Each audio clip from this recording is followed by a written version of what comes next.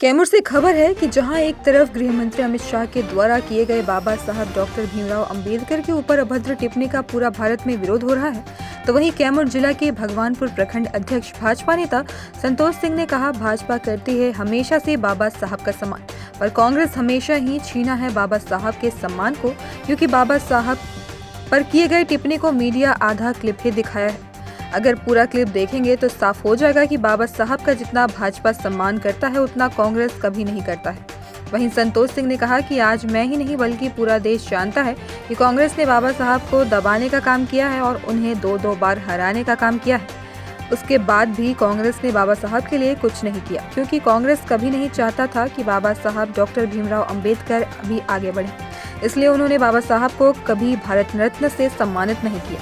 वहीं आज भाजपा की सरकार में कई वर्षों के बाद बाबा साहब को भारत रत्न देकर सम्मानित किया, क्योंकि भाजपा जानती है कि बाबा साहब एक महामानव थे, इसलिए भाजपा बाबा साहब का सम्मान करता है। लेकिन कांग्रेस ने कभी भी उनको सम्मान नहीं किया, केवल वोट के लिए सम्मान करने का कांग्रेस दिखावा करता है। बाबा साहब भीमराव अम्बेडकर के ऊपर अपना टिप्पणी की है क्या? देखिए, सच बात यह है कि पूरा हिंदुस्तान जानता है बाबा साहेब को दबाने का काम कौन किया।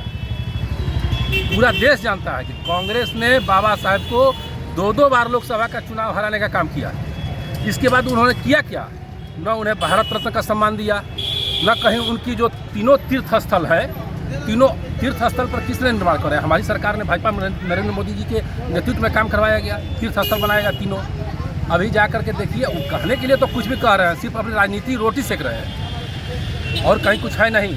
सम्मान अगर कोई करता है बाबा साहब को तो वो बीजेपी करती है, कांग्रेस सिर्फ दिखावा वोट की राजनीति करते हैं। अभी कांग्रेस सांसद मनोज राम ने अभी नारा लगाते हुए कहा कि कार्रवाई अपमान कर रहे हैं बाबा साहब की, क्या लग रहा है किस तरह? अपमान तो वो लोग सदैव किए हैं, अपमान उन लोगों ने हमेशा सदैव अपमान किया है। दो बार सदन में नहीं भेजे, दो बार हराए, फिर बाद में उनको किस तरह से हटाया गया कांग्रेस से, ये सब जानता है।